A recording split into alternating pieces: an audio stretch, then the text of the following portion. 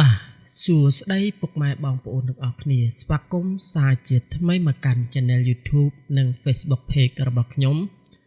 ថ្ងៃនេះខ្ញុំមានកន្លឹះមួយទៀតដើម្បីចែករំលែកដល់បងប្អូនទាំងអស់គ្នាបងប្អូន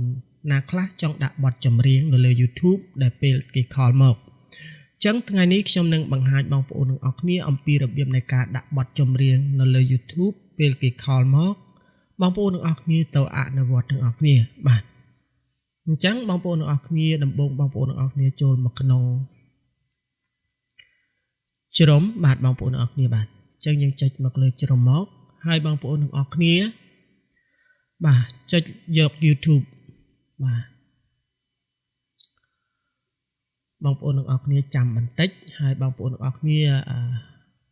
search រកចំណងជើងបទចម្រៀងមកបាទបងប្អូនទាំងអស់គ្នាបាទអញ្ចឹងបងប្អូនចង់ដាក់បទអីបាទបាទអញ្ចឹងខ្ញុំចង់ដាក់បទផប់សំណាងឬក៏បងប្អូនទាំងអស់គ្នាចង់ដាក់បទអីក៏ស្រេចតែបងប្អូនទាំងអស់គ្នាអញ្ចឹងទៅបាទ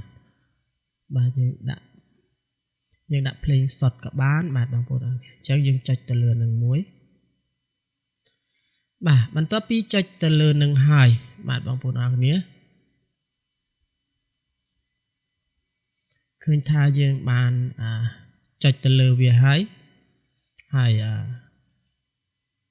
យើងចុច stop សិនបាទអញ្ចឹងយើងចុចទៅលើហើយយើងចុចមកត្រង់សញ្ញាលេខនេះបាទចុច link ត្រង់នេះបាទហើយយើងចុចកន្លែងខ្មៅដៃនេះបងប្អូនទាំងអស់គ្នាបាទហើយបងប្អូនទាំងអស់គ្នាអូសបាទបងប្អូនទាំងអស់គ្នាអូសមកបាទហើយបងប្អូនទាំងអស់គ្នាចុចត្រង់នេះបាទបងប្អូនទាំងអស់គ្នាចុចមើលចុចទាំង3នេះបាទបងប្អូនទាំងអស់គ្នាបាទអញ្ចឹងបងប្អូនទាំងអស់គ្នាលុបអក្សរ B B បាទ E B U បាទអញ្ចឹងបងប្អូនទាំងអស់គ្នាលុប3នឹងមក1 2បាទ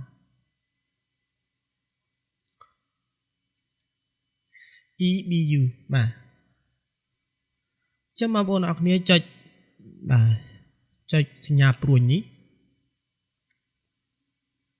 ដើម្បី download អញ្ចឹងបងប្អូនអរគ្នា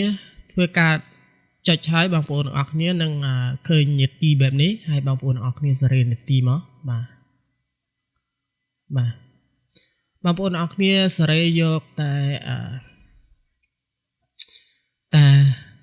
39នាទីទៅបានហើយបងប្អូនអរគ្នាបាទណាបងប្អូនសេរីយកតែ39នាទីវិនាទីក៏បានដែរបងប្អូនអរគ្នាមិន1នាទីទេណា39ចឹងបងប្អូនសេរីមកអញ្ចឹងមកបាទ39អញ្ចឹងមកបាទចង់យកពាក់កណ្ដាលក៏បានដែរស្រេចតែបងប្អូនអរគ្នាអញ្ចឹងយើងចុចមកនេះយើងចុចត្រង់នេះ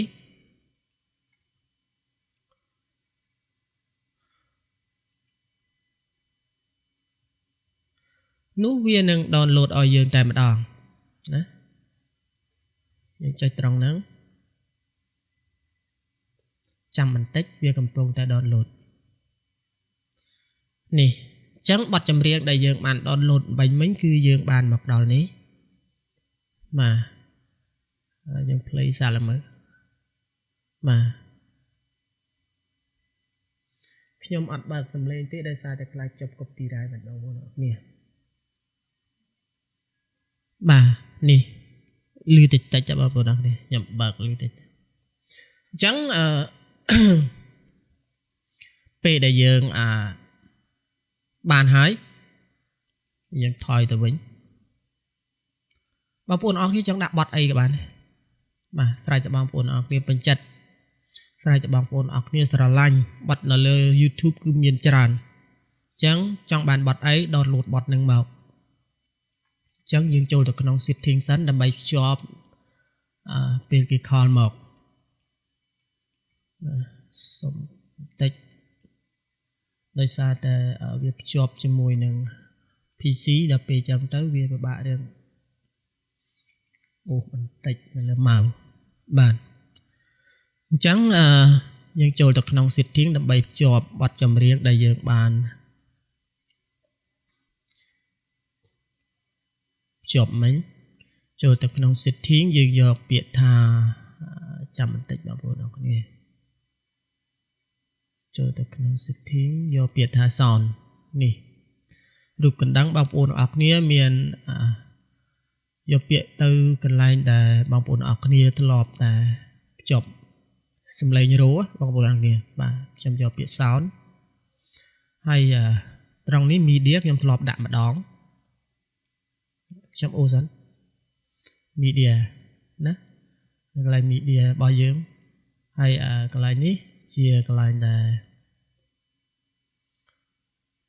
volume បាទ ring ចឹងring គឺ ring នេះខ្ញុំបានលុបបទចម្រៀងចោល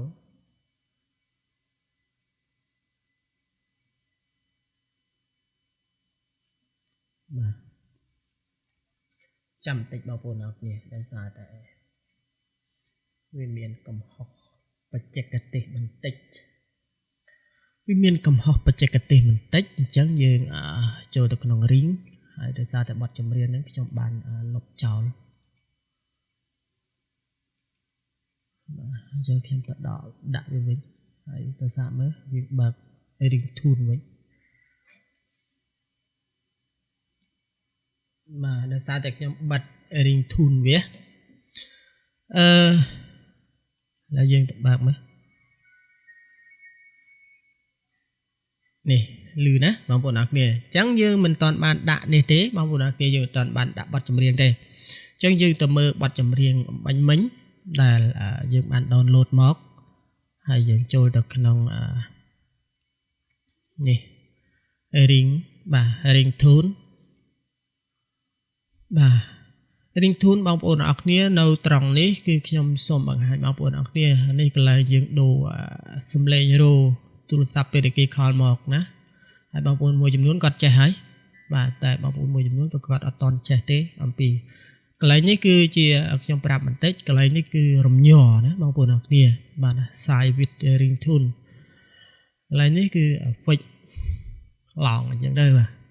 មានរំញ័រមានអីយ៉ាងទៅបាទហើយកន្លែងនេះគឺកន្លែងយើងយកបទចម្រៀងណាកន្លែងយើងយកបទចម្រៀងអញ្ចឹងយើងយកបទចម្រៀងមកអញ្ចឹងបទចម្រៀងវាមាន3បទណាបទចម្រៀងមុននឹងខ្ញុំលុបចោលឬអត់ទេបាទចង់ផ្លេចទៅហើយតែបទមិញគឺបទផប់សំណាងនេះគេដាក់ថាផប់សំណាងណាយើងចុចនៅលើបទផប់សំណាងនេះមកហើយបាទគាត់ដាក់មកវាលឺតែម្ដងអញ្ចឹងយើងបិទថយក្រោយបាទយើងបិទថយក្រោយហើយយើងទៅ search លើ ring tune បាទយើងចូល ring tune សិនហើយយើងមកចូលកន្លែង ring tune នេះហ្នឹងហើយយើងឃើញទេបងប្អូនអរគ្នាបាទអញ្ចឹងបងប្អូនទាំងអស់គ្នាចង់ដាក់បទអីក៏បានដែរហើយកុំអោយបងប្អូនខ្ញុំថាខ្ញុំហ្នឹងមិនដាក់បទចម្រៀងមិនបានអញ្ចឹងខ្ញុំដូរចេញខ្ញុំដូរបាទចូលលេង ring ទៀតបាទដើម្បីបញ្ជាក់បងប្អូនម្ដងទៀតណាអញ្ចឹងយើងដាក់ភ្លេងវិញម្ដងអីអត់ទេដល់យើងដូរមើលអានេះដូចជាខ្ញុំធ្លាប់ download មកតែđangលុបហើយហ្នឹងណាហើយយើងទៅសាកមើលមួយបទទៀតដើម្បីឲ្យបងប្អូនអរគ្នាកាន់តែច្បាស់ណាបងប្អូនអរគ្នាបាទអញ្ចឹងបងប្អូនអរគ្នាអាចណានេះបទថ្មីដែរបងប្អូនអរគ្នាបាទនេះបទថ្មីអញ្ចឹងវិធីសាស្ត្រនេះងាយមែនតើបើសិនជាបងប្អូនទាំងអស់គ្នាពេញចិត្តនៅវីដេអូនេះបងប្អូនកុំភ្លេចចុច Subscribe ឬ Follow Page ដាក់រូបកណ្ដឹងដើម្បីទទួលបាននៅវីដេអូថ្មីតាក់ទងនឹងទូរស័ព្ទដៃហើយបើមានចម្ងល់បងប្អូនអាច comment នៅលើវីដេអូរបស់ខ្ញុំហើយបងប្អូនទាំងអស់គ្នាអាចឆាតមកខ្ញុំភ្ជាប់នៅ app Facebook ឬក៏ TikTok Telegram បងប្អូនចង់ភ្ជាប់បងប្អូនអាចឆាតមកខ្ញុំឬក៏ WeChat Line បងប្អូនអរគ្នាអាចឆាតមកខ្ញុំមានទទួលបង្កើត WeChat ទទួលបង្កើត Line បាទបងប្អូនអរគ្នានឹងបង្កើត Facebook YouTube អីទាំងអស់បាទបងប្អូនអរគ្នាអញ្ចឹងអរគុណច្រើនសម្រាប់ការតាមដានវីដេអូតាំងពីដើមដល់ចប់នឹងខំតែបងប្អូនទាំងអស់គ្នានឹងអាចធ្វើបានទាំងអស់គ្នាអរគុណច្រើនជួបខ្ញុំបាទនៅវីដេអូក្រោយៗទៀត